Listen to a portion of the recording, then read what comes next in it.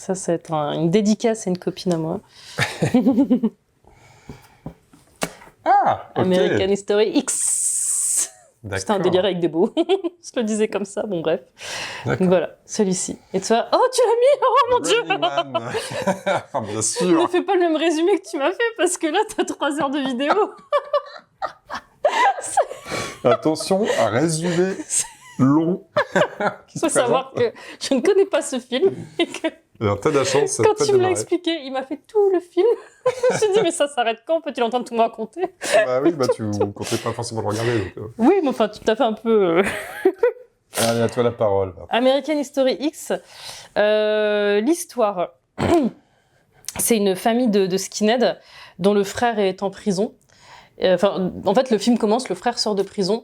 Alors, c'est pas une famille de skinheads, je me plante. C'est des néo-nazis. Non, pas la famille, en fait, justement. T'as le grand frère, du coup, qui est comme ça. Et il est parti en prison. Et en fait, le petit frère suit ce chemin, alors que la mère et la sœur, tout ça, essayent de... Oui, ils sont pas... Ouais, c'est vrai. Et le père est décédé. Et en fait, en sortant, le frère se rend compte que... Enfin, donc le petit frère va se rendre compte que son grand frère, il est en train de... Ses idées ont un peu changé. Lui, il était tout fier de lui montrer que ça y est, il avait intégré le truc de skinhead, machin et tout, la bande, la bande. La bande. Et en fait, son frère va pas réagir du tout comme il s'y attend et il va commencer à lui raconter un petit peu tout ce qui s'est passé en prison. Et ouais, c'est un super film contre le racisme, justement. Très clairement, ouais. Ah ouais, très clairement, mais il est noir et blanc tout le long. Ou c'est que les patients de prison? Non, il est tout le long noir et blanc. Il est noir et blanc. Il est noir et blanc, il y a des scènes choquantes, il y a... Ouais, ça amène vraiment à réfléchir sur tout ça. Je trouve que c'est Oui, sur le sens du racisme. Ouais, c'est ça. Et je trouve que, pour moi, si on doit... c'est un des meilleurs films là-dessus. On va dire le non-sens du racisme, plutôt. Mais... Ouais, c'est ça, le non-sens du racisme. Mais c'est un des meilleurs films qu'il faut regarder à ce truc-là, parce que on y voit... on voit, au début, il y a le frère qui est comme ça, mais les blacks aussi qui veulent... qui mènent aussi leur loi, et puis finalement, tout ce qui se passe en prison, on en arrive à essayer de se dire, chacun devrait peut-être un petit peu regarder chez l'autre. Et même tout à la fin, on découvre que le racisme, il n'est pas venu avec le grand frère, il est venu déjà à la base du père qui sortait des petites phrases anodines qui ont mis des idées dans la tête sans le vouloir, en fait, des phrases anodines qui parfois sont faites notamment avec je sais plus comment on appelle ça en Amérique, où tu dois avoir un certain nombre de personnes de couleur, d'étrangers, dans une société. Tu sais, c'est un peu comme pareil, par exemple, au gouvernement, tu dois avoir le même nombre de femmes et d'hommes. Ah oui, d'accord, la parité. La parité, c'est ça. Mais bon, là, c'est pas la parité, mais c'est quelque chose comme ça. Tu vois, dans ta société, tu dois avoir un certain nombre de personnes d'origine africaine, machin, enfin. Et donc, voilà, il parle de ça, donc quoi, ouais, mais s'il est pas meilleur qu'un autre et tout, et toutes ces phrases-là ont amené, il disait, en fait, ça a commencé bien avant. Voilà, c'est la fin après la fin. Donc ce film-là est extraordinaire, de bon sens et de réflexion. Et en plus de ça, il est super bien fait. Enfin, on est pris dedans. On est pris avec ce gars qui se démène comme il peut dans sa vie, quoi. Vignard, c'est ça? Ouais, c'est ça. Et ouais, qui est joué par... Ah, en plus j'adore. Merde. Mince alors. Tu connais, mais j'ai plus le nom. Bah oui, Edward Norton. Bah oui, c'est ça. Tu vois, c'est le truc de la caméra. Je me dis, mais c'est hyper connu. Mais bon, c'est une famille qui se retrouve dans la pauvreté et qui s'accroche. On découvre aussi, voilà, comment on en arrive peut-être à aller dans les extrêmes parce qu'ils se retrouvent, malgré tout, dans une bande qui va donner un sens à leur vie. Et c'est peut-être aussi pour ça qu'ils en arrivent là. Et ce genre de choses, il y a plein de trucs. Il amène vraiment plein de sujets. Enfin, c'est cool. Ouais, avec un super happy end. Hein. C'est encore un film qui fout le camp. Je vais pas le dire le contraire. On sent que j'aime les films joyeux. Mais pourtant... Non. Mais j'aime les films qui me prennent, quoi, tu vois, qui m'embarquent. Donc, c'est comme la musique, j'aime tout et rien. Je peux aimer vraiment un truc hyper marrant comme un truc hyper pleurant, quoi. Hyper moins. C'est très polarisé. Ouais, c'est ça. Alors, Running Man. Running Man. Alors, 1987 de mémoire, le film, il me semble. C'est ma Il me naissance. semble. 1987. Schwarzenegger en acteur principal qui joue Ben Richards. Un film d'ailleurs inspiré du livre de Stephen King, Running Man, même nom. Sauf qu'il y a des ajustements. C'est pas dans Running Man, dans le bouquin de Stephen King, ça se passe dans toute l'Amérique, dans tous les US. Et le gars est coursé dans tout le pays. C'est pas comme là où il est dans une émission télé. Enfin, c'est aussi une émission télé, mais c'est dans le film, ça se passe en un soir, voilà, dans un seul lieu. C'est pas la même. T'as pas la même notion de distance. Donc là, Running Man, c'est l'histoire de Ben Richards qui se retrouve un peu, malgré lui, embarqué dans une émission télé où il va essayer de survivre parce qu'il y a des trackers qui, à tour de rôle, vont essayer d'aller le buter. Donc émission télé, hein, donc c'est très drôle, hein, divertissement, on aime bien voir des mecs se faire tuer, c'est violent, c'est normal, c'est les années 80, mais surtout, en fait, on est dans un décor où la télé est toute puissante, et elle régit tout, quoi, la télé, les mecs qui sont à la tête de la télé, ils font tout ce qu'ils veulent, ils ont le droit de vie ou de mort, mais on est dans un monde, dans un univers dystopique, où plein de monde crève de faim. Donc comme d'hab, hein, il y a des très riches et des très pauvres, beaucoup de très pauvres, nettement moins de très riches, et donc Ben Richards qui se retrouve manipulé parce qu'ils sont tous dans le jeu, alors qu'à la base c'est un gentil, un gentil militaire qui voulait ne pas tirer en tant que pilote d'hélicoptère, il voulait pas tirer sur des pauvres qui avaient faim, qui essayaient de prendre de la bouffe. Et on lui a dit, bah non, faut tirer, il a pas voulu. Donc voilà, il s'est rebellé, il s'est retrouvé en prison, dans une espèce de pénitencier, et du coup, il se retrouve embrigadé dans le jeu, il essaie de s'enfuir, il a réussi à s'enfuir avec des gars, voilà, des gars qui défendent une cause contre les méchants qui veulent casser la liberté d'expression aux autres. Et donc il se retrouve dans ce bazar, et puis bien sûr les médias ont bien rectifié le truc en disant que non, lui il avait tiré sur la foule en tant que pilote d'hélicoptère, regardez c'est un méchant, c'est pour ça qu'on l'a mis dans le jeu, parce que nous, à la télé, nous sommes des gentils, nous exécutons les méchants, et voilà, enfin c'est tout un truc... Je peux encore déblatérer pendant longtemps, oui, mais... je vous confirme. Ouais, c'est drôle. Donc, bien sûr, c'est du film des années 80 avec un gros bras en tant qu'acteur principal. Donc, ouais, d'action, ça va dans tous les sens. En fait, c'est vraiment un film. L'histoire est. J'adore. Enfin, le côté anticipation comme ça, je suis fan. Méthode d'action. Et on peut croire quand on voit le film au début, c'est juste un film d'action. Mais non, c'est pas qu'un film d'action. C'est pas que ça. En fait, ça vient. C'est juste après qu'on ait regardé Truman Show et on a parlé dystopie et tout ça, où tu m'as apporté le fait que dans beaucoup de films d'action, il y avait ce truc de dystopie et que. Ouais, faut beaucoup. Enfin, je t'ai donné des exemples de films d'action où tu dis. C'était pas à juste l'époque, voilà, à l'époque, t'avais ce genre de gros films d'action, on a l'impression que c'était un peu pour les hommes, regarde un truc comme ça. Et qu'en fait, il y avait derrière des tas de trucs qui pouvaient être. Des vraies thématiques, des sujets dystopiques, des choses comme ça derrière. Ouais, c'est le cas de Running Man, pardon, je mâche un peu le mot en le prononçant. Il faut croire que j'ai des origines irlandaises.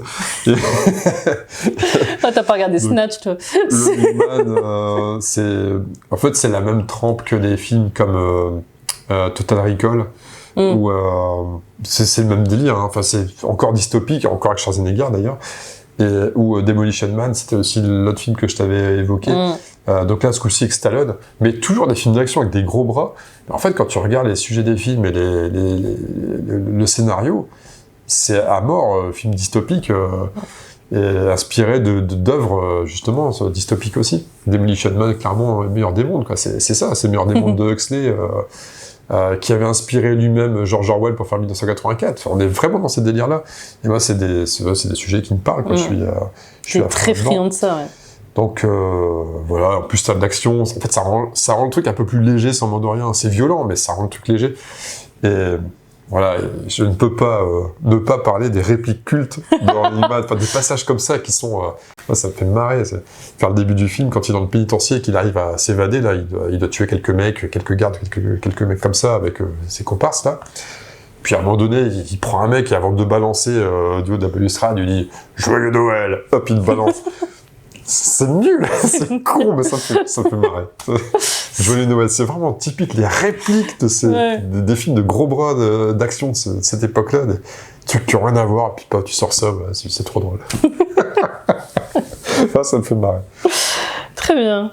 Let's go pour le 4. 4, moi, il faut pas le kien. Et tu l'as vu.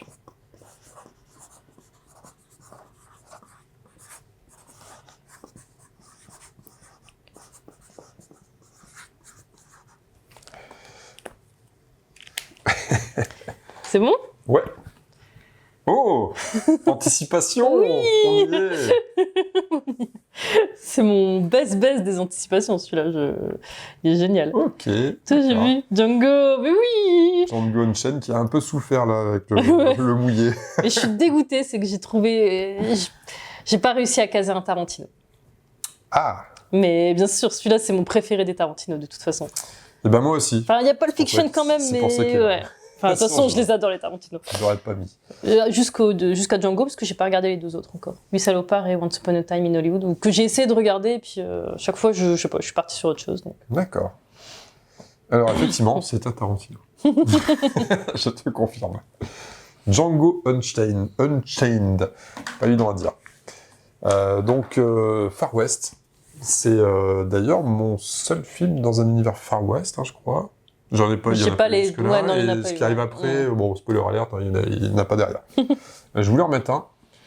Et je suis un gros fan de la culture US, cowboy machin, je trouve ça cool. Alors, telle qu'elle nous est exposée maintenant, on sait très bien qu'à l'époque, les cowboys n'étaient pas vraiment comme ça. Et c'est comme les Vikings, hein, ils n'avaient pas vraiment des cornes et tout. Enfin, c'était pas que des guerriers sanguinaires, au contraire, ils étaient des marchands, fermiers, enfin ouais. Mais bon, moi ça me fait vibrer, j'aime bien m'imaginer un Far West comme ça, c'est chouette. Et donc on suit l'aventure de Django, les aventures de Django, qui est un esclave donc plutôt les États du Sud des États-Unis, donc à l'époque de l'esclavage. Et il va se retrouver libéré, en fait, par un chasseur de primes. Il n'est pas libéré, hein? Non? Si?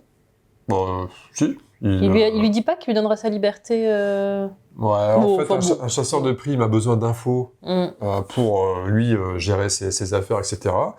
Et il s'avère que Django peut lui donner ces infos. Donc il s'arrange pour le libérer, puis il s'arrange pour le récupérer. Et donc, ici, c'est un libre, Django, il se retrouve libre. Et voilà, donc ils vont faire un petit peu équipe à 2. Et lui, il va essayer ensuite de retrouver son épouse, qui est elle aussi esclave ailleurs. Et voilà, donc ça, en gros, c'est le fil conducteur. C'est un Tarantino, donc ça dure quand même au moins 5 heures. J'exagère un petit peu, mais il dure 2 heures, un quart et demi, je crois, un truc comme ça, 2 heures, un quart, 2 heures et demie, à peu près. Et comme tous les Tarantino, j'ai envie de dire, je ne les ai pas tous vus, moi, les Tarantino, mais le peu que j'ai vu, j'ai trouvé le dénominateur commun, qui était des lignes de texte toujours assez barrées, sans vendre rien. Et puis, c'est beaucoup du blabla, puis d'un coup, paf, ça explose. Et puis, paf, fait du blabla, et puis ça explose. Et c'est une violence esthétique. C'est-à-dire que, je sais pas si tu le vois, c'est... Oui, si. Le sang, ça va pas être un truc crasseux, machin. Justement, c'est genre un sang très rouge, c'est ce genre de truc. Je vois ce que tu veux dire. Ouais, si, c'est vrai. Et on a notre copain, justement, Leonardo DiCaprio. Qui est magistral. Dedans aussi, qui joue Candy. Ouais, non. Ah oui, c'est Candy. Ouais. C'est ça. Avec son Candyland. Et donc lui, c'est un esclavagiste des États du Sud. C'est une pourriture. Hein. Oui. Enfin, dans le film, c'est une grosse pourriture. Ouais.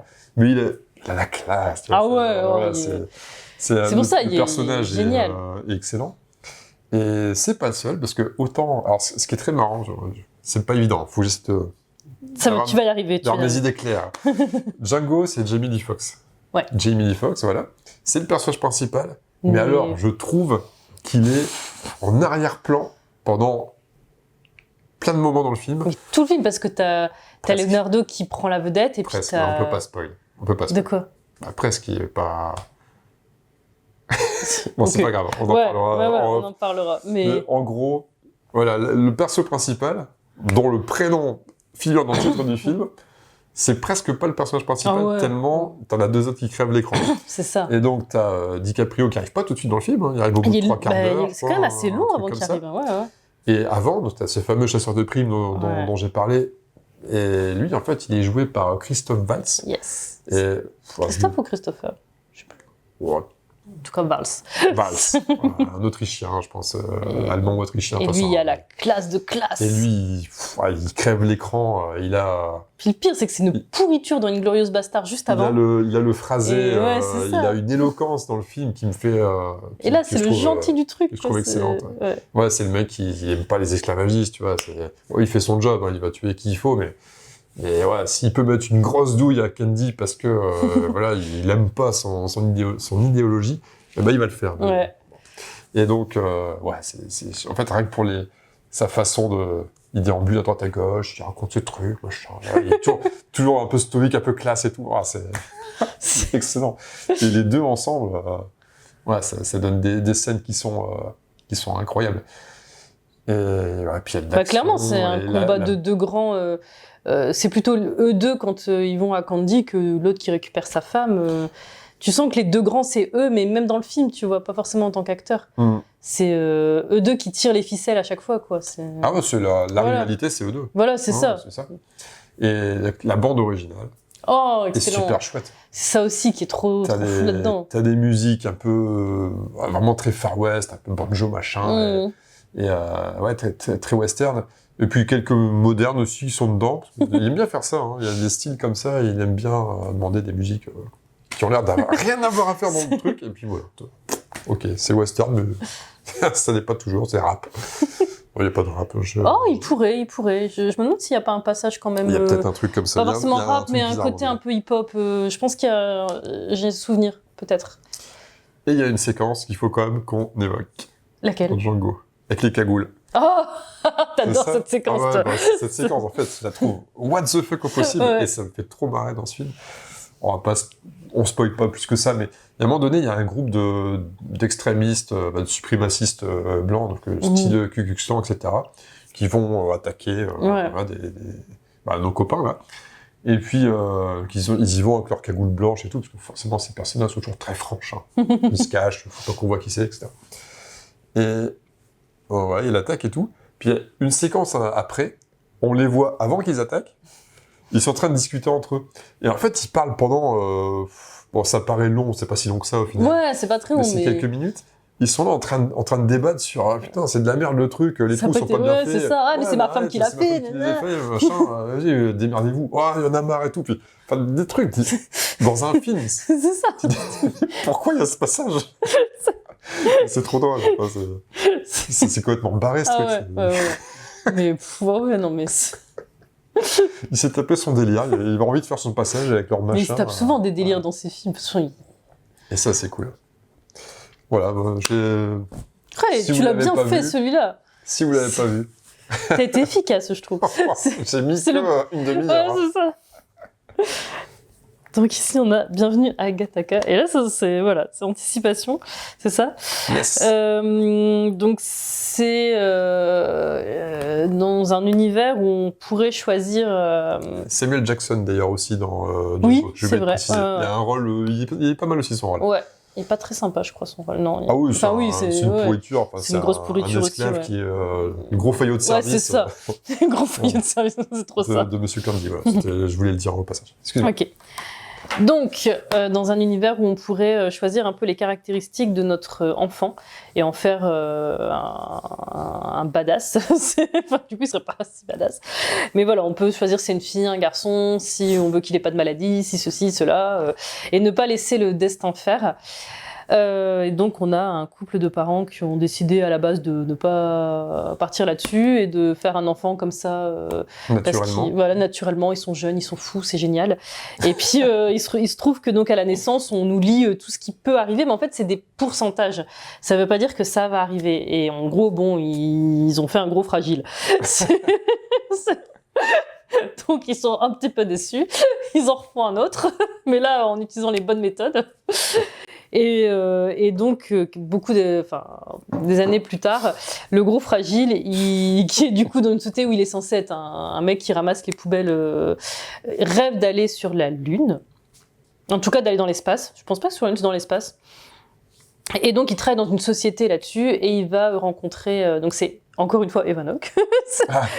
Non, mais c'est une fois dans mes mentions honorables et 2 fois dans mes trucs, mais bon... Après, j'aime bien cet acteur. Et en fait, je voulais mettre Cro-Blanc en plus, hein, t'imagines. J'adore Cro-Blanc. Et il y a Jude Law donc, qui va jouer. Donc, il va, pour pouvoir être un élite, il va prendre la personnalité de quelqu'un qui était un élite, mais qui a eu un accident de la vie, qui est en fauteuil roulant, et donc il devient une merde, du coup, maintenant. Enfin, un rebut, voilà. Donc, il a de l'argent. Lui a de l'argent, mais pas... il va plus avoir grand chose et l'autre est pauvre et donc ils vont tous les deux échanger leur. Il y en a un qui va vivre reclus et l'autre va prendre sa place pour pouvoir réaliser son rêve d'aller dans l'espace. Sauf qu'il va y avoir un meurtre dans la société dans laquelle il travaille et de là une enquête et donc il va devoir juste au moment où on l'assigne à une mission pour aller dans l'espace et il va falloir qu'il tienne jusqu'au moment où il ira dans l'espace. Il y a Uma Thurman dans le film qui joue un peu. C'est sa collègue et elle va avoir des doutes. Enfin, voilà, c'est celle qui essaie de comprendre un peu ce qui se passe. Est-ce que c'est vraiment la bonne personne? Et donc bon, ils vont fricoter ensemble, mais c'est pas là. Par contre, pour le coup, je trouve que ça apporte quelque chose. Ça apporte quelque chose, ouais, totalement. Et donc voilà, en fait, c'est mon film d'anticipation. Je trouve qu'il est joyeux au final. Enfin, il est pas si mal. Il y a pas mal de réflexions là-dedans, savoir si on a peut-être 5% de chance de dépasser 40 ans d'espérance de vie, bah oui, mais on a quand même ces chances-là. Qu'est-ce qu'on privilégie? Et puis sur ce genre de société, il est bien. J'aime bien l'univers. Il est bien fait. J'aime tout dans ce film. Je lui reviens souvent. J'aime beaucoup ce film. Cool. Ouais. Qu'est-ce qu'il y a? Je suis plus rapide. Ah ouais, t'es plus efficace que moi. Bon, ça, c'est pas vraiment une surprise. Hein. Ah, ok, d'accord, c'est ça mon 3. On est au 3 là, hein, c'est ça? Hein. On est au 3. Ah bah, tu vas avoir une réponse à une de tes questions. Okay. Pas celle que tu penses. Ah.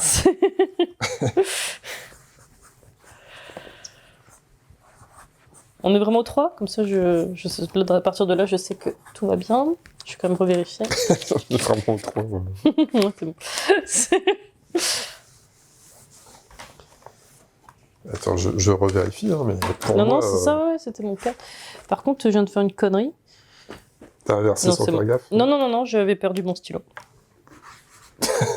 C'est juste ça. Mais oui. I'm ready. Me too. Ah, il est en 3. Putain, je me demande bien c'est quoi le 2. Le 2. C'est vrai, je le connais ou pas le 2? Attends, le 2. Oui, tu connais. Ah ouais, je me demande bien. Billy Elliot, Porte-toi en 2. Ouais. En 3. Ouais, en 3, oui. Billy Elliot, Porte-toi en 3. Et The Big Lebowski, pour moi, en 3. À toi l'honneur, c'est à ton tour de... C'est à mon tour. Alors, Billy Elliot, et donc, d'où ma réaction quand t'as mis The Full Monty. Parce qu'en fait, j'ai mis Billy Elliot. J'ai mis Billy Elliot, et en pensant à ce film et tout, me venaient des passages de The Full Monty qui étaient un peu pareils parce que c'est la même Angleterre, c'est le même truc. Et je me disais, mais The Full Monty, c'est pas qu'une comédie. Et je l'ai mis entre parenthèses en disant, je parlerai de The Full Monty en parlant de Billy Elliot. Enfin, de dire, j'aurais pu aussi mettre celui-ci. Okay. Mais c'est Billy Elliot qui remporte, bien évidemment. Pour toi, ouais. Ah oui, carrément, de loin. Je l'ai pas vu, donc ouais. Tu l'as pas vu. Et, mais en tout cas, voilà, je m'étais dit, tiens, ça sera l'occasion de juste faire une petite parenthèse sur The Full Monty, mais comme tu l'as mis dans ton top, c'est parfait. Okay. Et d'où ma petite tête un peu. Donc Billy Elliot, c'est l'histoire d'un garçon. La maman est décédée et du coup le père travaille. Donc c'est sous fond de grève des mineurs. Donc ils essaient de tenir la grève et forcément ils n'ont pas d'argent. Donc le père et le frère qui ont pris un peu la maison. Il y a la grand-mère qui squatte là, mais qui a plus vraiment toute sa tête. Et donc le père tient comme il peut sans la maman. Et t'as Billy, il y a quoi Billy, peut-être 10 ans, un truc comme ça, qui va être inscrit à la boxe parce que les garçons font de la boxe. Parce que c'est un bonhomme. Voilà, c'est un bonhomme, sauf qu'à côté, il y a un cours de danse classique et puis ils ziotent comme ça. Et finalement, la prof dit viens avec nous au lieu de regarder. Je pense qu'il doit attendre un moment, une fois que la boxe est finie, il doit attendre avant qu'on vienne le chercher. Ou je sais plus trop pourquoi il se retrouve là, mais il finit par du coup intégrer le cours de danse et se prendre de passion pour la danse, sauf qu'il le fait en cachette de son père, puisque on va dire que... Il peut pas faire la danse, c'est un mec. C'est un mec, il peut pas faire de la la danse, et puis on va supposer que du coup il est plutôt du bord des garçons.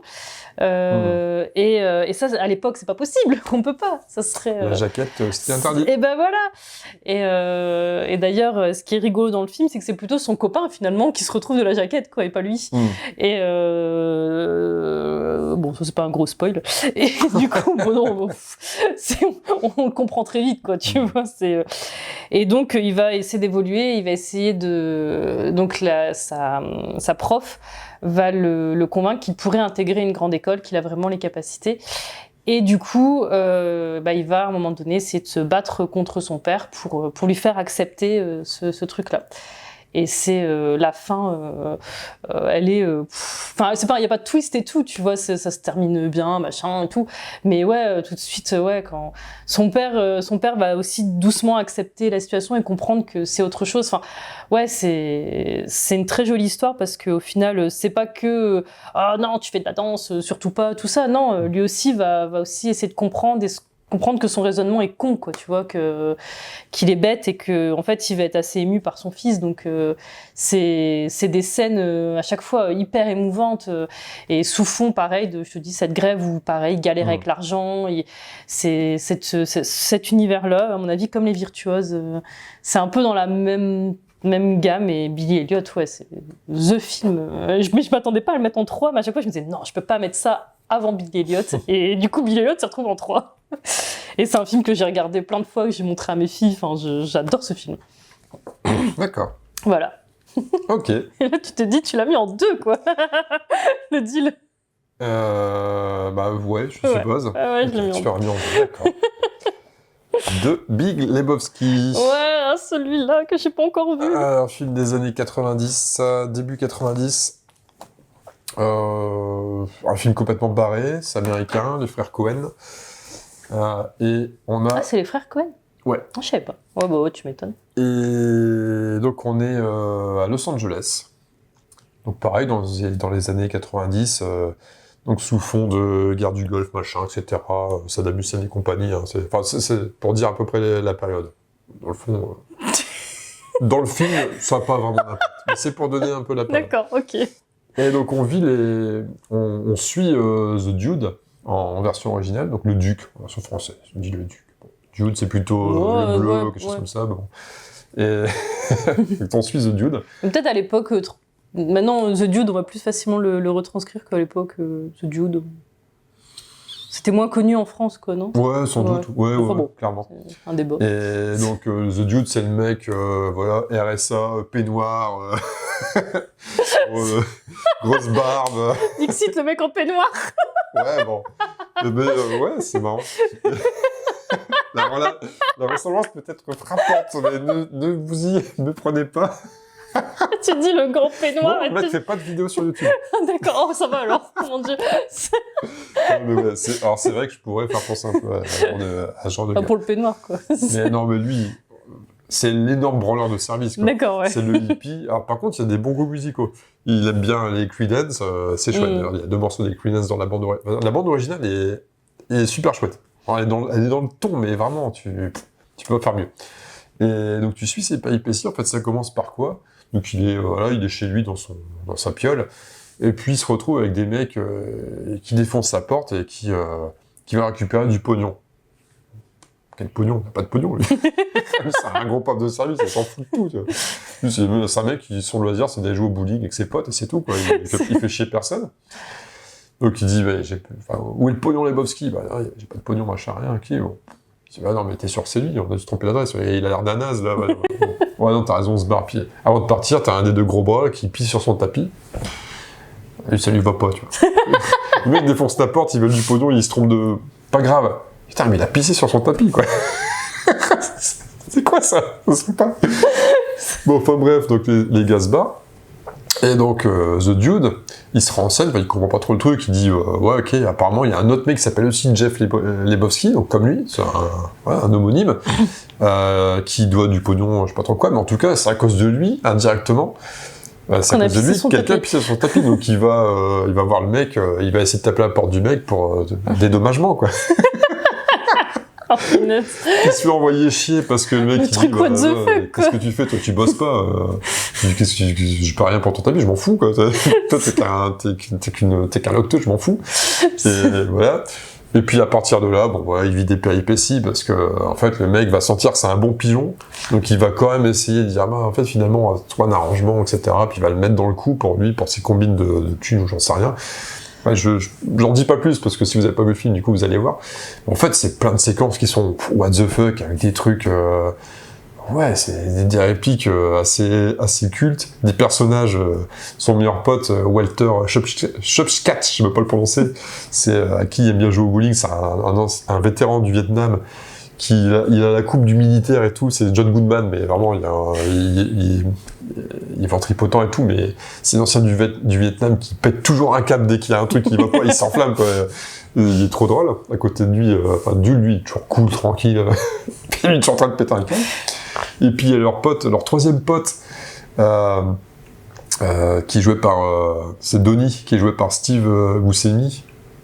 Il n'est peut-être pas possible. Ce mec, et en fait, lui, c'est le troisième larron qu'on n'écoute jamais, tu vois. Il est derrière, chaque fois. Quand il parle, tout le monde s'en fout. C'est la ferme Donnie, machin, et puis... Alors qu'il dit des bonnes réponses, quoi, il dit ce qu'il faut, et puis tout, personne n'écoute. Et ouais, puis c'est trop marrant, quoi. T'as des personnages, t'as Jésus, là, quand il joue au bowling, là, c'est un de leurs adversaires au bowling, il arrive, il lèche sa balle et tout, et puis tu vois pas beaucoup, hein, dans le film, c'est juste, mais tu retiens le moment où tu vois Jesus en train de, enfin, sa petite préparation avant de jouer son coup, là, c'est trop drôle. Et c'est que des trucs comme ça, des trucs à la con, dans tous les sens.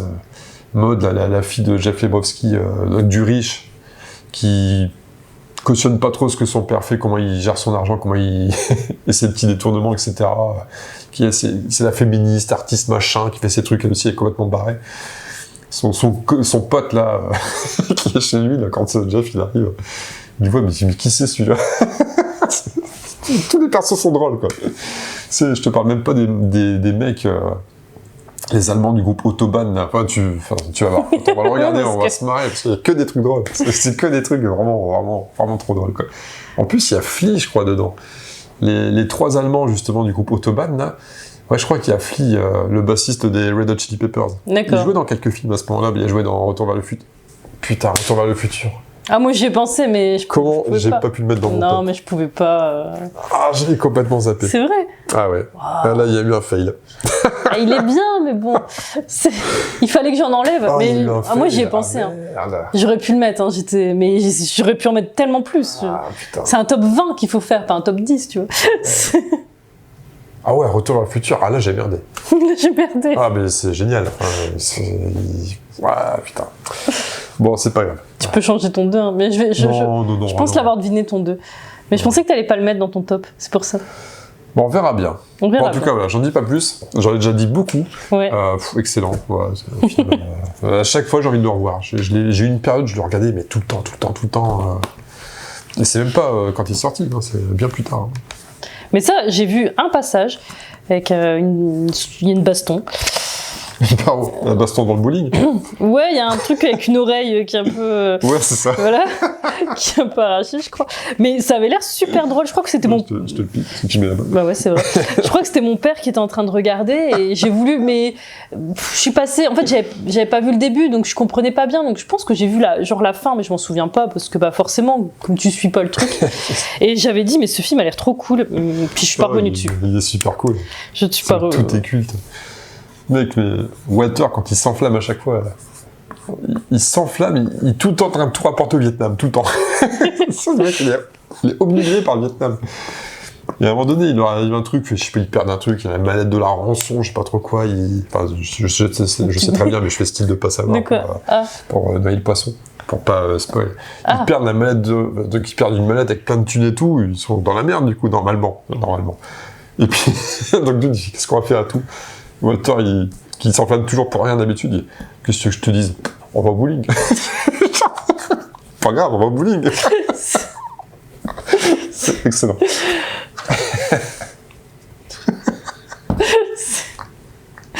Faut changer de film. On part sur le 2, tu as déjà écrit ça? En fait, ça me fait peur ton 2 parce que... Est-ce que je peux dire ce que je pense? Je regarde pas.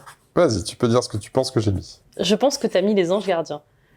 Pourtant, t'avais peur, parce que tu m'as dit, je sais pas si je vais le mettre dans le top 10, mais si t'as mis les anges gardiens, ça me fait très peur, parce que vu tout ce que t'as dit sur The Big Lebowski, celui-là, ça va être un carnage.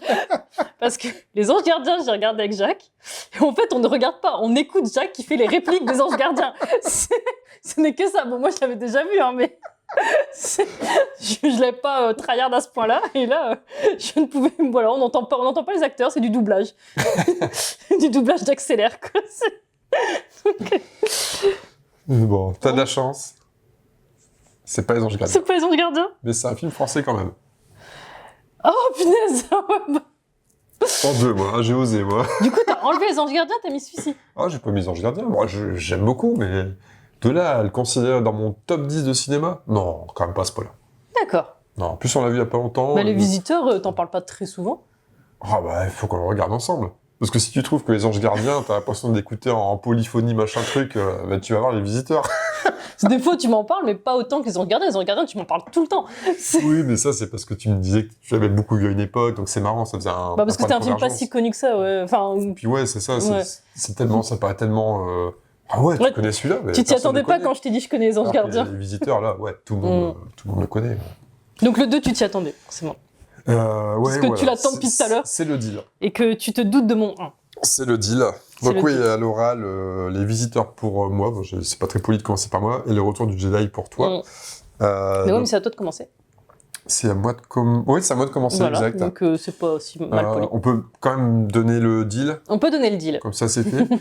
Alors c'est juste qu'on savait tous les deux qu'on allait avoir envie de caser Star Wars, de manière générale. Enfin, en tout cas, on voulait en parler, et on voulait aussi parler du Seigneur des Anneaux, ça paraissait évident. Donc on s'est dit, bah tiens, il y en a un qui va en prendre un, et l'autre qui va prendre l'autre. Comme ça nous fait une place de plus pour notre Ouais. film. Mais en même temps, je pense que toi, si tu devais choisir entre les deux, tu choisirais Seigneur des Anneaux, moi je choisirais Star Wars. Ouais, c'est ça, on a C'est- fait ouais. intelligemment, ouais, exact. Ce qui Star est Wars, marrant, parce que j'ai, à mon avis, beaucoup plus vu Star Wars à l'époque que les Seigneurs des Anneaux, mais ouais, je préfère quand même... je suis quand même plus team Seigneur des Anneaux là-dessus. Ouais, donc les visiteurs. Les visiteurs. Mon Dieu, si c'est pire que les anges gardiens, on est mal. Deuxième et seul autre film français de mon top, avec, si tu as bien retenu, Je sais plus. L'aile ou la cuisse. Oui, lève le cuisse, c'est ça. Et film comique aussi, parce que les T'aimes trois quarts te des marrer. films français sont plutôt des films pour dépressifs. Mais là... Non, t'as des Bon, comédies. Il n'y a pas que ça. Mais oui, justement, les comédies, il y en a des très bonnes Oui. dans les films français, il y en a des très bonnes. Puis c'est un peu logique aussi, c'est un humour qui nous ressemble plus parce on est de la culture du pays qui produit le film, donc c'est un peu plus logique. Bah, les visiteurs, je l'ai vu, mais une tartine de fois. Est-ce qu'il faut encore raconter l'histoire? Voici, nous sommes en l'an de grâce, 1000, je sais même plus d'ailleurs. Je sais plus, mais dis La toujours caméra, en de toujours, grâce. hein. Ouais, ça commence par l'an de grâce 1000, 1000 et quelques ou 1100 quelque chose.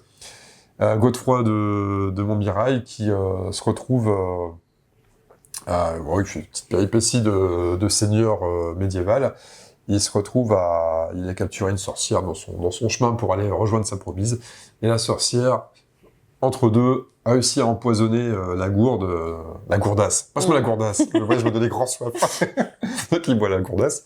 Et puis du coup, il est un peu ensorcelé, donc sa vision est un peu déformée. Et quand sa belle dame Frénégonde vient le rejoindre, au moment où il arrive, parce que voilà, si elle meurt d'envie de le voir, je sais pas trop ce qu'ils vont faire, mais en fait, lui, à la place, il voit le père de la Frénégonde qui arrive, transformé en ours, Ouais.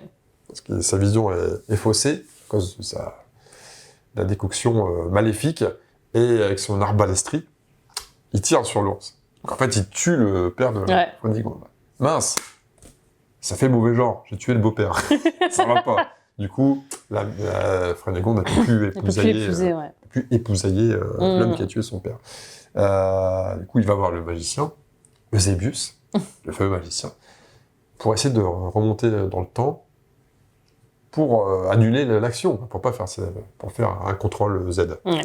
C'est un contrôle Z. Ouais, tout va bien, c'est bon, finalement, j'ai géré le truc. Oh, je passe beaucoup de temps à raconter ça. Bon, il y a une erreur, parce que Eusébius, il a oublié les œufs de caille dans la potion.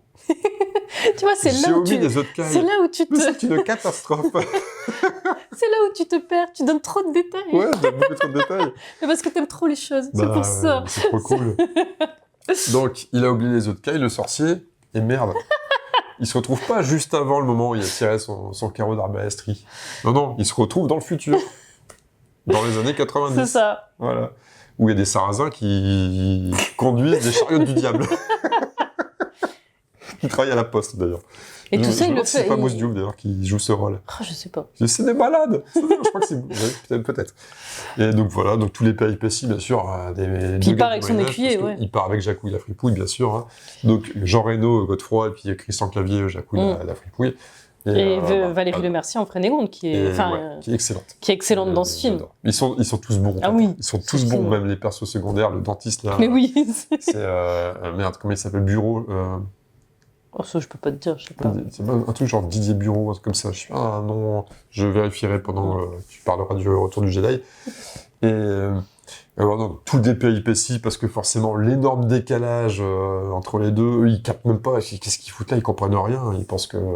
Ils comprennent pas ce qui se passe. Puis au bout d'un moment, ils commencent. Godefroy, qui est un noble, il commence à comprendre qu'ils sont pas dans leur époque. Contrairement à Jacouille la fripouille, qui est un gueux. Bien sûr, lui, il comprend rien, on lui explique. Il comprend quand même rien, parce que c'est un gueux, c'est normal. Hein. Quand on est noble, on est intelligent. Quand on est gueux, on est con. C'est. Faut y voir une satire de la voilà, c'est drôle. Ils font ce qu'ils peuvent pour essayer de revenir dans le temps. Et puis, voilà, la suite, on la connaît. Et puis, il y a des gags dans tous les sens. Et c'est tellement drôle. Et en fait, voilà, c'est pareil. C'est comme pas mal de films dont j'ai parlé. Mais toutes les répliques sont cultes. Tout est drôle. Frénégonde, elle est excellente. Enfin, Béatrice de Montmirail, qui est en fait la descendante quand même dans cette version-là de l'histoire, de la chronologie, je sais pas comment dire ça. C'est comme sa descendance. Ouais, c'est excellent. Ouais, c'est vraiment... C'est trop drôle. Avec les Bernet, là, les Bernet qui font des séminaires, les machins, là, avec Isabelle Nanty, là. Oui. Bernet. Je vais opérer le président Bullard, le président Berdoux. C'est Bernet. Oui, son abcès est très très... Il s'en fout, à chaque fois il se plante de nom. Il a rien à foutre, ils écoutent pas. Ouais, c'est trop drôle. C'est beaucoup trop drôle. Ça fait trop longtemps que je l'ai pas vu. Mais avec Marianne Chazelle aussi, en fait. Bah oui, c'est vrai, qui joue... Qui joue la Clodo. Ouais. J'ai oublié son nom. Dame Ginette. Bah oui. Oh, c'est Ginette. C'est pas une dame. Hein, oui, mais bon. Dame Ginette. Alors, par contre, il y a quand même les blagues lourdingues, jour-nuit. Des trucs qui... En fait, c'est marrant, parce que quand tu vas parler des visiteurs à certains, ils vont toujours se marrer en citant « Ok » ou « Jour, nuit ». Mais c'est pas les blagues les plus drôles. Ça, c'est des blagues pour teubé. Dis pas ça, ils vont peut-être adorer les blagues. Oui. Je vous pardonne si vous êtes des teubés qui adoraient la blague jour-nuit. Je vous en veux pas. Mais en fait, je pense pas que la blague, elle soit si nulle. Simplement que comme tout le monde se l'a approprié comme ça, et que tu dis, mais il y a tellement plus dans ce film que ça, que c'est surtout ça, en fait. C'est un peu comme quand on parlait de Scarface, je crois, je sais plus ce que j'ai dit là-dessus. Oh, tu parles de mon top 1 ? N'importe quoi. Mais ça me fait penser que j'aurais pu mettre les beaux gosses aussi dans mon film. Mais les beaux gosses, c'est le genre de film, tu le regardes, tu te dis, mais c'est quoi cette connerie? Et puis, t'en parles avec les autres qui l'ont regardé, et là, tu vas avoir des blagues de plus en plus à chaque fois dans le film. Enfin, en fait, c'est what the fuck aussi, les beaux gosses. C'est naps, les beaux gosses. Qu'est-ce que je devais regarder, en fait, pendant que... Le nom du dentiste? Ah oui, ouais, Didier Bureau, un truc comme ça, ou Bruno, je sais plus. Ouais, donc, okay. On y va sur Vas-y, je te laisse parler de Star Wars. Star Wars. 93, je pense que les plus fans de Star Wars mettraient. On entend souvent le. Christian Bugeaud. Ça, c'était Bugeaud. Ouais. On entend souvent le 2, comment il s'appelle? Un Nouvel Espoir. L'Empire contre-attaque. Ouais. Alors, on va dire, dans Star Wars, je vais mettre la toute première trilogie. Sinon, je les aurais pas mis dans mes tops. Ah ouais, ah oui. C'est vraiment la première trilogie. Voilà, c'est ça. Après, les autres dans le deal, je suis d'accord avec toi. Voilà. Les 1, 2, 3, ils sont pas si chaotiques que ça, que tout le monde pouvait le dire. Enfin, je sais pas quel retour vraiment il y a eu. Ils sont quand même cool. Je les ai trouvés cool, mais ils auraient pas été dans mes top 10. C'était des films sympas Ils sont ok. Ils sont ok, ouais. Et alors, les 7, 8, 9... non. Dans ton panier neuf, hein. Ouais, non. Ma sœur a bien aimé, moi, non. Non, c'est pas du tout. On n'a rien compris à ces films. Enfin, soit c'était des redites, soit le deuxième film où le gars avait essayé d'aller vers quelque chose, c'était n'importe quoi. Enfin, comme on l'a pas suivi, au final, ça a fait un truc pourri. Donc ouais, c'est ceux-là, les 4, 5, 6. Et pourquoi le 6 ? Parce que c'est le dénouement. Je trouve que c'est la bataille la plus... qui prend le plus au trip, un peu comme la bataille des 2 tours, tu sais, où tu vas le plus être dedans et tout, avec en plus les petits nounours, les petits Ewoks. Ah ouais, Ouais. Ah, mais j'adore les Ewoks. Et tu sais que j'ai le village Ewok en Lego. Hein. Oh putain. Ça va coûter une fortune. Bon, j'avoue, je sais pas si je devrais le dire, si un jour une certaine personne tombe dessus, c'est pas vraiment à moi. Je l'ai gardé. Ah ouais, d'accord. Comme ça, toi. Bon, attends, le village Ewok quand même. En Lego, attends, c'est génial. Bon, il manque des pièces maintenant parce que les chats, ils ont sauté dessus. T'aimes pas les Ewoks ? C'est trop mignon. Bon. Ils sont excellents. Ouais, c'est des nounours, quoi. Enfin, Bah ouais. c'est des pluches. Bah j'adore, moi. J'adore le passage où c'est là-bas. En fait, c'est tout de suite beaucoup plus joyeux. Et puis c'est le passage aussi avec Jabba le Hutt. C'est... Ouais, enfin, le film, tu veux dire. Ah oui, le film. C'est pas du tout le passage. Non, Jabba the Hutt, c'est pas sur non, Endor. le film. Bon, en tout cas, déjà, Star Wars de base. Comment tu résumes Star Wars ? Wow. Le Star Wars du 4, 5, 6, en gros, c'est un méchant empire galactique mené par un grand méchant empereur qui fait régner par la peur, par la peur. Et, voilà, c'est ça, et puis son service, plus grand sbire, c'est Dark Vador. Et t'as des gentils rebelles qui veulent retourner ça parce que vivre comme ça sous le joug d'un méchant empereur, c'est pas bien. C'est ça. Et du coup, le truc, la princesse Leia va envoyer un message à Obi-Wan Kenobi qui est sur Tatooine et qui va embrigader Luke Skywalker pour essayer d'affronter ces méchants et lui enseigner les rudiments des Jedi, de la Force, tout ça, voilà, l'art Jedi et tout. Donc c'est un film, c'est une grande aventure. C'est un space opéra. Ok, ouais, c'est ça, c'est vrai, t'as raison. En plus, le pire, c'est que j'ai regardé les... Parce que donc j'ai les 4, 5, 6, j'ai les 1, 2, 3, avec les making-of, je me les suis fait et refait 1000 fois. Ce film, je l'ai regardé je ne sais combien de fois. Quand il est repassé, en fait, mon père est fan de ces films. Quand ils sont repassés 20 ans plus tard au cinéma, on est allé les voir. Sauf un, parce que j'étais chez ma copine en vacances et j'étais dégoûtée, j'étais écœurée qu'on m'ait pas attendu pour aller voir ce film.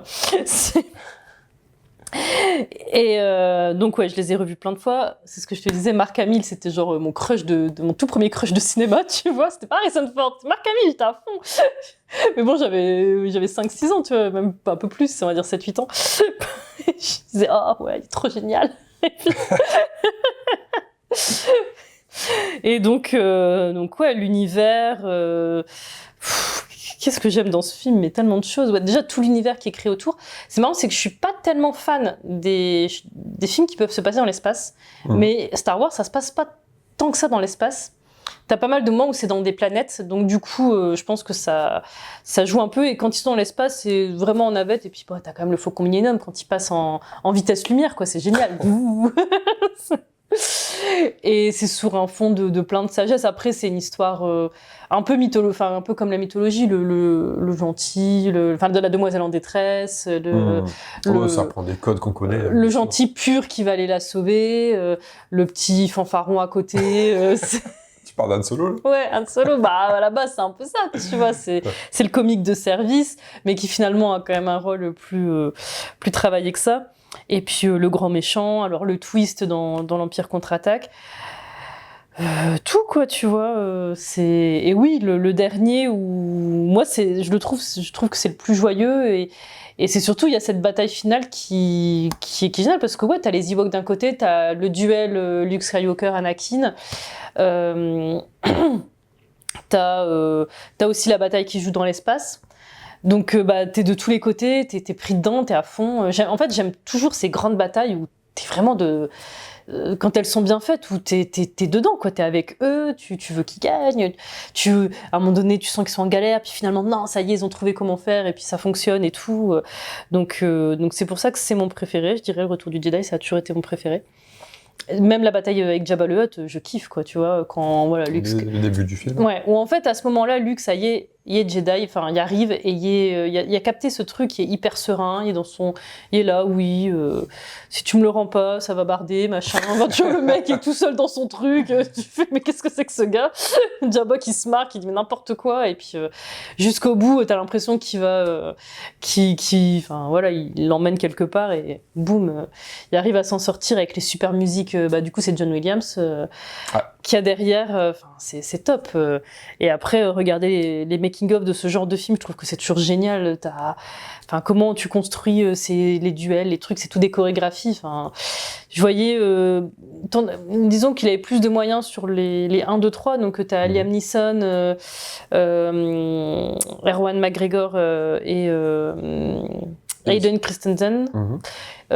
Tu vois que c'est très séquencé, très chorégraphié et tout, et tu vois leurs entraînements. Tu parles de Dark Maul, le mec qui joue Dark Maul plutôt, dans le 1. Non. Parce que Liam Neeson, lui, il joue que dans le 1. Ouais, mais du coup, tu vois aussi sa séquence avec Dark Maul, en effet, et tu vois beaucoup, effectivement, Ewan McGregor et Hayden Christensen qui jouent Anakin. Et là, tu vois pas mal de séquences, et je trouve ça génial de construire des films comme ça. Je trouve que c'est impressionnant ce que ça doit représenter comme boulot, comme entraînement, et du coup, ouais, c'était donc t'as les making-of de ces 4 premiers, comment ça s'est construit, enfin la galère, les premiers effets spéciaux, tu vois tout, donc c'est génial. Je sais pas comment lui est pondue cette histoire, mais elle est top. Je pense que l'histoire est en somme toute. Il est parti sur une base assez classique, et puis il en a fait tout un univers. Et donc, ouais, cet univers, c'est génial. Puis c'est un film, là, c'est un film de mon enfance, clairement, quoi. Enfance qui m'a été transmis, tout ça, donc c'est top. Cool. Yes. Moi, je vais pas ajouter grand-chose. J'ai même pas... C'est vrai. T'en as bien parlé. Non, ce truc à dire, c'est marrant, toi, tu préfères le Retour du Jedi, moi je préfère Un Nouvel Espoir. Bon, le premier me va très bien. Ah ouais, ok. Mais sinon, les Ewoks, oui, c'est mignon, mais c'est pas le truc qui me transcende le plus. Ouais, des petits qui finalement vont aussi attaquer plus grand qu'eux et s'en sortir par des petites combines. Ouais. Guidés par Solo et Leia. Et surtout 3PO, parce que c'est... Ouais, c'est ça, mais c'est vrai, pareil, t'as ce duo comique de 3PO et R2D2, quoi, 3PO qui est toujours là à suivre un peu comme ça, il est paumé, il se retrouve là par hasard, alors c'est juste un traducteur de langue, il a rien à foutre là, et l'autre qui dit, bon allez, pousse-toi, c'est le petit là qui est toujours un peu à le sauver. toujours un petit peu farouche là. C'est ça. Non, je préfère la bataille dans l'espace dans le Retour du Jedi, j'aime bien ça. En fait, je suis toujours très, très friand de l'escadron Rogue. J'adore avec Wedge Antilles en Rogue Leader, etc. Et puis toute l'escadrille qui suit. J'aime bien ce délire-là. Et c'est en ça que je préfère Un Nouvel Espoir. Oui, parce que ça se passe... Parce que la bataille, à la fin, c'est que ça. Oui, c'est ça. Mais elle est cool, la bataille finale, elle est vraiment sympa. Elle est un peu lente quand même, mais elle est cool, quoi. C'est les prémices avec les X-Wing, etc. C'est chouette. Mais bon, ouais, par contre, Un Nouvel Espoir, quand tu le regardes maintenant, ça vieillit quand même. Enfin, tu dis pour l'époque, c'est quand même fou ce qu'ils ont fait. Mais par contre, l'histoire, elle est très... regardez, ça, c'est bien le gentil. Ah ben là, il est vraiment très méchant, regardez. Bon, on espère que le gentil va gagner. Enfin, c'est très, très manichéen, quoi. Bon, c'est tout. Ce que je reproche aux ceux d'après, c'est le méchant, finalement, c'est toujours le même méchant. Enfin, on va aller chercher un truc avec l'empereur. T'as dire, mais partez sur autre chose. Et alors, j'avoue, le 8, il y avait une ouverture qui était hyper possible, mais justement, Disney, qui eux veulent leur histoire, comme les Marvel, tout ça, on reste quand même dans un truc assez facile, les méchants, les gentils, le truc. Il s'est dit, non, c'est quoi cette connerie? Et donc...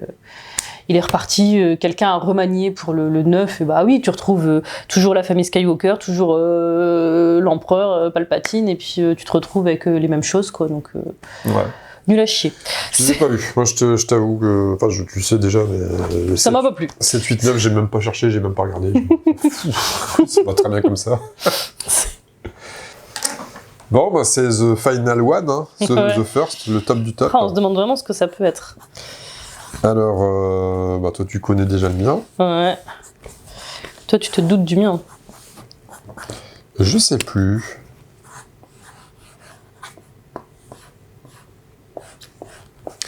Je sais plus ce que c'est. Attends, qu'est-ce que tu aurais pu mettre en 1?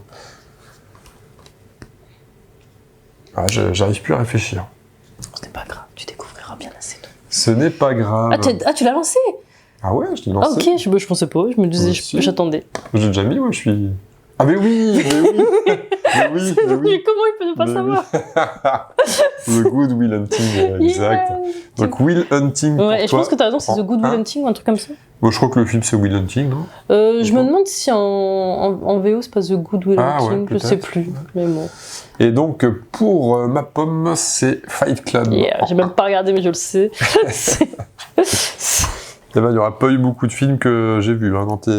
Ah, celui-là... Deux, en fait, je crois que 2. Celui-là, ça sera un pari si tu l'aimes bien. Mais... c'est à ton tour de présenter Will C'est à Hunting. mon tour, Will Hunting. Je vais regarder pour ça si c'est Good Will Hunting aussi. pour savoir.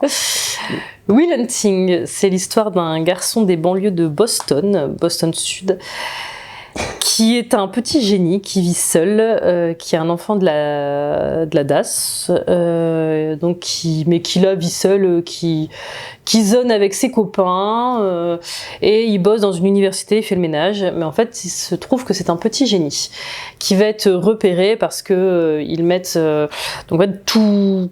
Je sais pas, c'est tous les ans, parce qu'il y a que... L'original, c'est bien Good Will Hunting. Ouais, Good Will Hunting.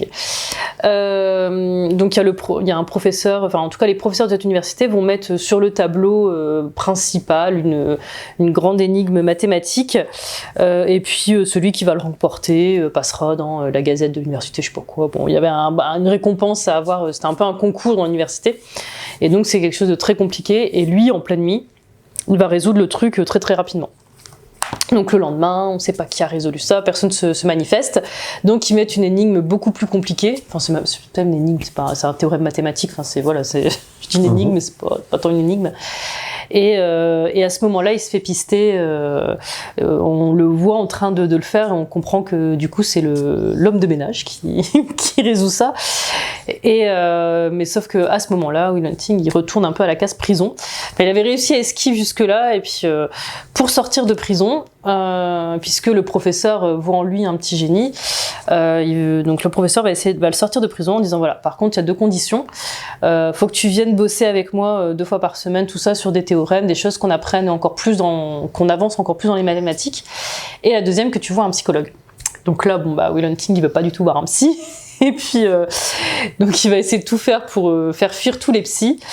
Et le professeur va aller voir son ancien colloque d'université, qui est, on va dire, plus, qui, selon en fait les normes standards, aurait plus raté sa vie. C'est-à-dire, lui, il travaille dans un petit lycée et il enseigne la psychanalyse, tandis que l'autre, voilà, travaille dans la grande université, machin. Il a eu la médaille de Phelps, je sais pas quoi. Enfin, voilà, tu vois, du coup, il se la pète un peu, alors que l'autre, et donc ce fameux psychologue ou psychiatre, c'est Robin Williams, qui a un rôle magistral là-dedans, qui va réussir à aller chercher Will Hunting, parce qu'en fait ils viennent tous les deux de Boston Sud, ils ont un peu le même antécédent, et puis les méthodes de Robin Williams sont différentes. Il va vraiment réussir à capter le jeune pour le faire venir et comprendre ce qu'il faut faire pour que lui reste, et va l'aider du coup à se libérer un peu de tout ça. Et à côté de ça, il y a aussi en fait, ce film, il amène tellement de sujets, de choses. Il va rencontrer une fille, et voilà, lui, il va toujours en fait, il se protège un peu tout le monde. Donc à chaque fois, dès qu'il rencontre quelqu'un, elle est parfaite. Ok, c'est bien, on s'arrête là, parce qu'après elle sera plus parfaite. Donc lui va lui apprendre que c'est pas forcément ça. C'est aussi être parfait l'un pour l'autre, mais pas que ça n'existe pas ce genre de truc. Enfin là, je le dis de manière très basique et nulle, et t'as ses copains aussi qui vont jouer un rôle pour que lui s'émancipe un peu, parce que il a toujours été avec ses 4 potes, et pour lui, en fait, quitter Boston Sud et accepter ce côté génie, et que finalement il va avoir le monde un peu à ses pieds, parce forcément il a plein d'offres d'emploi, mais en fait il ne sait pas ce qu'il veut faire, il sait rien. Lui, dans sa tête, il allait finir à Boston Sud. Et il y a une scène du coup avec Ben Affleck où on se rend compte que peut-être que Ben Affleck, il joue le meilleur pote de Will Hunting. Donc pour la petite histoire, déjà, comment est venu ce film? C'est Matt Damon et Ben Affleck qui essaient qui galéraient à trouver des rôles à Hollywood, qui se sont dit nous, tant pis, on va écrire notre scénario.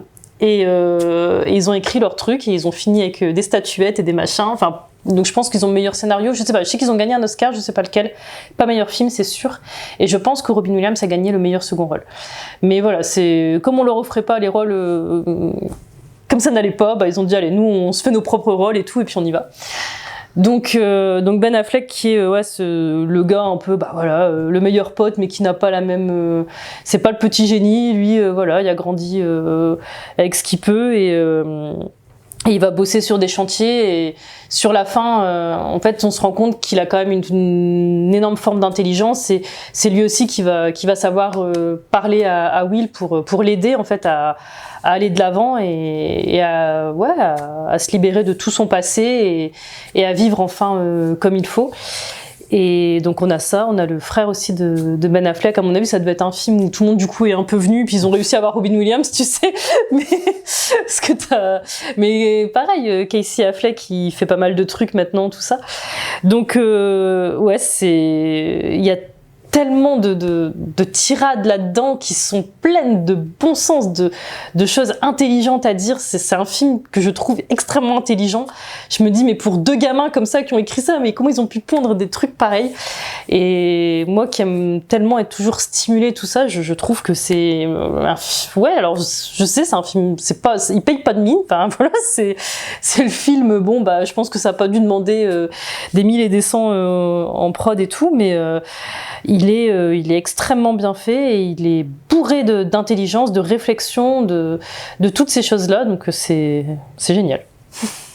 D'accord. C'est Will Hunting. Un film que je n'ai pas vu. Et que je rêve de te montrer. Ouais, oui.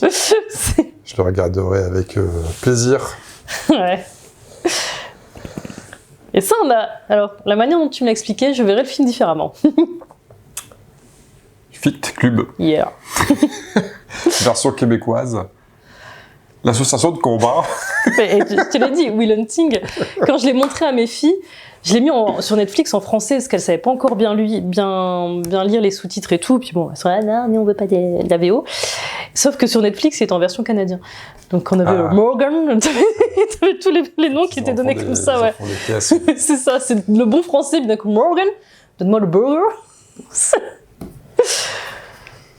Bon.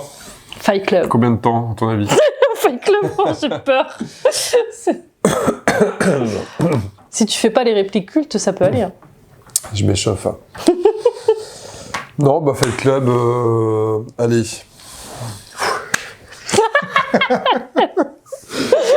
Non, je vais être efficace. Oh.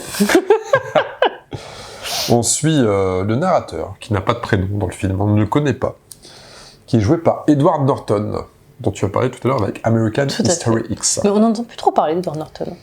Je sais pas. Il y a une grosse hype à ce moment-là, puis là... Ouais. Bon, il a eu son moment, quoi.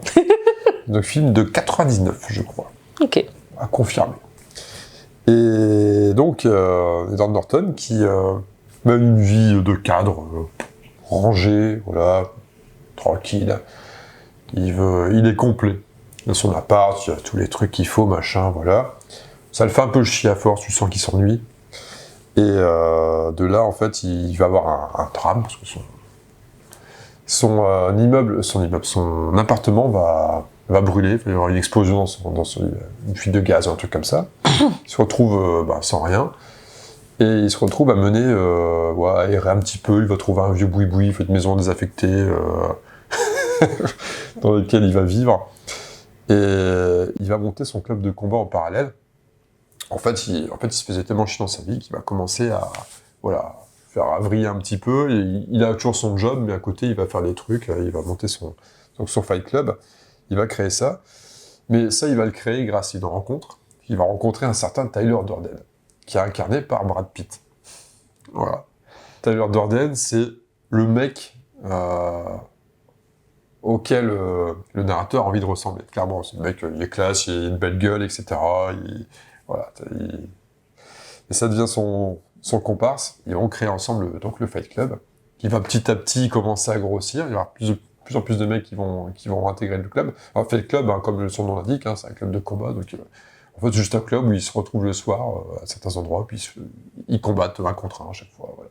Ils se font des combats, ils se foutent sur la gueule. Et ça leur fait du bien. C'est un exutoire, en gros, ça permet de, voilà, dans leur vie de merde au moins, ils s'éclatent le soir, ils se foutent sur la gueule. En gros, c'est ça. Alors, dit comme ça paraît pas foufou, tu dis, ouais, c'est un film pour mecs, quoi, et regarde des mecs se battre, ils sont contents. C'est comme ça que j'ai vu le film. Ouais. Pour j'en ai très peu de souvenirs de ce film. Pas trop de souvenirs de ce film-là. parce que je l'ai vu, hein, je me dis, qu'est-ce que c'est que ce truc, quoi, En plus, l'ambiance est sombre, hein, c'est sombre, c'est un peu, c'est glauque, c'est crasseux. Encore une fois, c'est crasseux. T'aimes les films crasseux, toi? Ouais, je disais tout à l'heure. Pourtant, t'es tout l'inverse d'un crasseux, t'es même plutôt maniaque, quoi, tu vois. J'aime bien les films crasseux. Et en fait, donc, je vais pas plus développer l'histoire que ça, parce qu'il y a quand même un gros twist à un moment donné. Mais qui te plaît pas tant que ça, toi, le twist? Ouais, le twist me plaît pas plus que ça. Mais bon, il a le mérite d'exister. Voilà, ça justifie des trucs, c'est plutôt cool. Donc ça, je l'explore pas plus. Il y a comme la présence d'une certaine Marla Singer en personnage, qui est jouée par Hélène Bonham Carter. Ah ouais, putain, c'est elle. Ah ouais, excellent. Et qui est toujours dans les bons coups. C'est vrai, t'as raison. Elle a toujours des rôles un peu barrés, des trucs comme ça, mais elle a la gueule de l'emploi et c'est cool. Bah, elle joue Bellatrix Lestrange dans Harry Potter et c'est en fait là-dedans c'est la méchante la plus complètement cinglée, quoi. Elle a vraiment pété un câble. Donc elle est là, c'est elle, tu vois. Je pense que c'est elle, je suis quasi sûre. Ouais, elle joue aussi la Dame de Cœur dans Alice. Elle joue tout le temps les trucs. Les rôles comme ça. Elle doit s'éclater, elle. Et donc voilà, elle est dans le film aussi. Voilà, elle fréquente ce narrateur. Et Tyler en même temps, on comprend pas trop, c'est bizarre. Elle butine partout. Elle butine partout. Je n'en dis pas plus là-dessus. Et en fait, ce film n'est jamais qu'une grosse satire de la société de consommation. Voilà. Et donc, de ce quotidien dont chacun essaye plus ou moins d'échapper quand il se rend compte que il est pris dans ce quotidien. Il y a des répliques cyniques dans tous les sens, il y a des allusions, il y a des trucs drôles. Dans le cynisme, il y a du cynisme. Souvent, ça va avec, quoi. Le cynisme, c'est souvent drôle. Hein. Enfin, nous, en tout cas, on l'apprécie par chez nous. Nous, on aime bien ça. Et voilà, puis c'est génial. Le son, la bande son est efficace, je dirais. C'est pas... Je dis ça, mais c'est marrant. Je le dis en étant semi-convaincu. C'est-à-dire que je la trouve chouette. Pour autant... Il n'y a pas Gladiator dans mon top, mais quand on en parlait hier, je te disais, j'ai acheté les CD de Gladiator, des musiques de la BO, parce que j'ai trouvé super, enfin, pour la plupart. On dit c'est cool, mais sauf les moments un peu où ça chiale, ça c'est chiant, mais quand c'est ton, c'est cool. Et autant, donc voilà, le thème du Rouen, pareil, Seigneur des Anneaux, c'est chouette. The Big Lebowski, la BO est chouette, je pourrais écouter les morceaux sans problème, d'ailleurs, ça m'arrive encore d'en écouter. Autant Fight Club, c'est vrai que la BO... elle est efficace pour le film, mais c'est pas un truc que j'écouterais comme ça en dehors. Je trouve que ça s'écoute pas trop en dehors. Et voilà, donc après, Brad Pitt est cool dedans, j'aime bien les persos, Norton, je le trouve vraiment chouette. Et mais j'en dis pas plus parce que il y a trop de risques de spoil. C'est comme Shutter Island, hein, je me suis dit, putain, je peux pas aller très loin. Trop de risques. Mais c'est un film à deux lectures en fait. Hein. Tu regardes ça et puis. Toi, ce que t'aimes, c'est ça, c'est la deuxième lecture en fait. Tu peux... Après, c'est pareil, à l'âge où... Il est sorti en 80, donc si c'est bien 99, j'avais quoi T'étais tout minot. J'ai oublié de dire penser. J'avais 14 ans, 14-15, quoi. Et arrivé, c'est que j'étais au lycée quand il est sorti. Et c'est peut-être 2000 ou 2001, je sais plus. Enfin, en tout cas, j'étais au lycée. Alors je l'ai vu quand j'étais au lycée, ce film-là, et... à l'époque, ça m'avait pas... J'avais trouvé ça... Je savais pas comment expliquer, je l'avais trouvé cool. Mais clairement, j'avais pas vu le film, je l'avais pas vu. Je l'avais vu, mais je l'avais pas vu, tu vois, j'avais pas compris l'idée. Et c'est un peu plus tard, en le revisionnant, je fais « Ah, mais en fait, il est vraiment cool. Il est vraiment, vraiment cool. Il est encore plus cool que ce que je pensais à l'époque, et j'ai commencé à capter les messages dans le film. Ouais, c'est chouette. En plus, il pète sur les meringues. Il pète sur les meringues. Ouais, c'est trop drôle. Pas besoin d'en dire plus. J'ai été assez efficace. Je dirais, celui où tu as fait le plus, c'est The Big Lebowski. Ouais, tu penses? Ouais, et Gang of New York. Gang of New York, je me suis bien paumé. Moi, je serais toi, je laisserais tel quel. Hein. Oh non. Non. Non, vous avez eu un petit montage pendant Gang of New York, à un moment donné, ça a coupé. C'était drôle. J'étais en perdition. Je savais plus ce que je voulais dire trop de trucs. Parce que quand on est revenu, En fait, t'as commencé à te perdre aussi un petit peu au début. Hein. J'ai dit, oh putain, c'est pour ça que je me marrais. Je me dis, il est encore en train de se perdre. Ah ouais, j'ai eu un moment d'égarement, c'était pas évident. Vraiment, vraiment pas évident. Ainsi s'achève, ma chère Emeline, ce top 10, nos top 10 de films, ça fait vieux présentateur. C'est excellent. Et bah c'était cool, hein. C'était cool de passer en revue tous ces films. Alors comme d'hab, hein, on a vu que j'étais pas du tout synthétique. T'y arrives mieux. Oh, ouais, mais j'explique moins bien, je pense. Ouais, je sais pas, hein, je parle dans tous les sens. Toi, t'es... Ouais, vous préférez qui tiens. Oh, dis pas ça. Non, non, non. Non, Je vais attends. m'attirer des foudres. Pas les personnes. Dites en commentaire qui est le plus efficace pour présenter ces films, ou qui te donne le plus envie. Oh, mais t'as tous tes groupies qui vont faire... Oh, tu parles. Non, au contraire, ils auront moins de mal à m'en mettre plein la tronche. Ah, je sais pas. Oubliez la question. Mettez si vous voulez. Ouais. Si vous voulez jouer les faillots, dites qu'on est tous les deux bien. Ou dites qu'on est tous les deux à chier, mais non, mais il n'y a pas de truc. Non. Moi, ce qui est plus intéressant, c'est de savoir quel est votre top 10 à vous. Ouais. Si vous voulez vous amuser à le faire. Ça, à la rigueur, ça peut être marrant de voir dans les commentaires si vous êtes arrivé jusque-là. Vous êtes plus à ça près. Vous pouvez prendre le temps de dresser une petite liste de 10 films comme ça, vos films cultes. Gros raté quand même avec Retour vers le futur. Moi, je pense que j'aurais quand même dû mettre Zodiac. Pour mettre moi un vrai thriller. Mm. Ou c'est parce que Dragon Rouge, je le trouve fou, mais il me fait vraiment flipper. Tu sais, le prémisse de Hannibal. Toi, du Silence des Agneaux. Ah ouais, Dragon Rouge? Ouais, tu l'as jamais vu? Bah, c'est avec Edward Norton encore. Ah, ça doit être chouette. En fait, c'est sur la traque de... Justement, c'est Edward Norton qui va arrêter Hannibal, du coup. Donc, et ouais, il est flippant, celui-là. Il est vraiment flippant, quoi. D'accord. C'est cool. Ah ouais, ok. Ouais, donc, non, c'est pas ça, non. En fait, il l'a arrêté, mais en fait, il est rattrapé par, je crois, quelqu'un qui va imiter ou quelque chose comme ça. Enfin, c'est... Ouais, c'est... Mais tu vois, le moment où il arrive à l'arrêter, tout ça, enfin, c'est vraiment sympa. Mais bon, donc... D'accord. Bon, il y en aurait tellement. différemment. Et bon. Il y en aurait tellement qu'on aurait pu mettre, écoute. Alors, par contre, en guise d'ouverture vers l'avenir, on se tourne vers l'avenir. Bah, t'as parlé de Gladiateur. Ouais. On peut ouvrir là-dessus. Ouais, vas-y. Donc, tu dis Il ce faut que que je j'allais dire, développe. c'est ça? Non, non, vas-y, j'allais te... Pourquoi je dis ce que t'as à dire? Ah, je te parle d'ouverture, justement. J'allais proposer... Ah oui, non, parce que j'allais dire Gladiator, c'est un film que toi t'aimes bien, qui est un gros blockbuster, mais de mon côté... T'as pas du tout accroché. Voilà. Et du coup, t'avais pensé donc, à une ouverture. T'aimais bien, donc ouais, ta transition. Voilà, c'était ça. Là, t'as la transition, d'accord. Bien joué. En effet... Bon, alors, je l'ai quand même pas mis dans mon top, hein, Gladiator, parce que bon, oui. À une époque, j'étais à fond dedans, je regardais tout le temps les batailles, mais c'est vrai que quand on en a discuté un petit peu hier, tu disais que c'était assez lent, enfin, il y avait beaucoup de longueur, etc. Et en effet, je passais tout le temps, tout le film pour voir que les batailles, donc au final, je regardais pas grand-chose du film. Et donc, ça justifie absolument pas sa position dans mon top 10. Donc toi, ça t'a pas du tout branché à un point où tu peux considérer ça comme une grosse déception. Oui, ça m'a... Enfin, déception, ouais, on va le dire comme ça, ouais.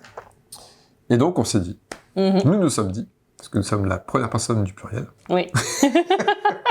nous nous sommes dit que si vous avez aimé cette vidéo, vous êtes arrivé jusque-là, vous avez réussi une belle prouesse, on peut se la rejouer. Top 10, mais alors des grosses déceptions. Les films qui, on espérait des choses, finalement, parce que tout le monde en parle, ou la hype générale. Voilà, c'est ça. Puis on l'a vu aussi. Ah ouais, c'est ça. Waouh. Des films que tout le monde aime, puis finalement, nous, non, ça n'a pas pris. Les gros tollés, quoi. On sait pas pourquoi. Les gros ratés. Donc soit on trouve ça nul, et tout le monde trouve ça nul aussi, soit on trouve ça nul parce que tout le monde trouve ça bien. Enfin, voilà, les 10 films, nos 10 déceptions à nous, c'est ça. C'est sur quoi on attendait les choses, et puis en fait, non. Nous sommes dit que cela pourrait être un exercice amusant, parce que c'est vrai qu'en recensant nos films qu'on a aimés, on a pensé aussi en même temps à ce genre de trucs. Au mauvais. Alors pour l'instant, j'en ai recensé 5. Il m'en reste encore 5 à trouver. Oh, moi j'en ai plein. Moi j'en ai plein. Je me suis dit, mais c'est pas possible, j'étais déçue d'autant de films. Après, c'est logique, quelque part. Si j'en ai vu plus. C'est ton domaine, t'en as regardé plein, donc il y a plus de chances que t'en aies qui qui ne t'ait pas convaincu. Mais du coup, je mettrais pas Gladiator. Vu que je l'ai dit là. Oh, bah oui, si t'en as encore plein en réserve. Oui, oui, voilà, tu vois. Il aurait fait partie du top 10, mais vu que je l'ai dit, ça me permettrait d'avoir une place pour quelqu'un d'autre. Ouais. Ah bah si, attends, moi, j'ai une idée en fait, ouais, j'ai trouvé, j'ai un 6e, là, c'est bon. Oh, punaise. Vu que tu parles, bah, ça n'a rien à voir. Hein, C'est quoi, je vais te faire regarder Will Hunting, comme ça tu pourras dire que c'est une déception, parce que je sais pas, c'est ton genre de film. Je pense qu'il va être cool. C'est vrai? Ouais. Ouais, je pense que je peux apprécier un film comme ça, ouais. Oui, ça peut le faire. Non, par contre, je pourrais peut-être mettre Star Wars 7, 8, 9 dans les... que j'ai pas vu. Je sais qu'il me déçoit Par contre, quand même. ce qui pourrait être intéressant quand même, vu qu'on a fait notre top 1, c'est de chacun regarder le top 1 de l'autre et d'en débattre. Ouais, vu qu'on est parti pour continuer à faire des vidéos cinéma, Ouais. clairement. Hein. Si vous n'aviez pas compris, hein, on est parti pour. Bon, ce sera pas le Ça gros nous de la éclate. chaîne, mais ouais, ça nous On met éclate. nos petites lumières, on met la caméra, C'est tout le ça, blabla, on met nos nounours. On est content, Ouais. c'est chouette. Bon bah ça marche. Ok. Sur ce, est-ce que tu as un mot pour finaliser la chose, ou alors nous tirons notre révérence C'est ça. ainsi. C'est ça, nous fermons le rideau. Ouais. Ok. Il n'y a pas les 3 coups, non, c'est au théâtre. C'est au théâtre, ouais. En Tu plus, sais même pas ça. De C'est au début les 3 c'est coups. au début, t'as 3 coups et je ne sais plus combien de coups rapides. Non, t'as les coups 12 rapides 12 coups et 3 et plus les longs. 3 finaux. Ouais, les comme 3 c'est à la fin et les plus rapides, je sais plus il y en a combien. C'est pas 12 par rapport aux apôtres, il n'y a pas une histoire comme ça? Ah, ça, je sais pas la raison. J'en ai fait du théâtre et du coup, on disait il y aura autant de coups, il y aura 3 coups, mais les 12. Enfin. Bon, enfin, voilà. On doit encore se mettre au point. Bon, bref. Allez, sur ce, des gros bisous. Des à bisous. très bientôt. À très vite. Salut.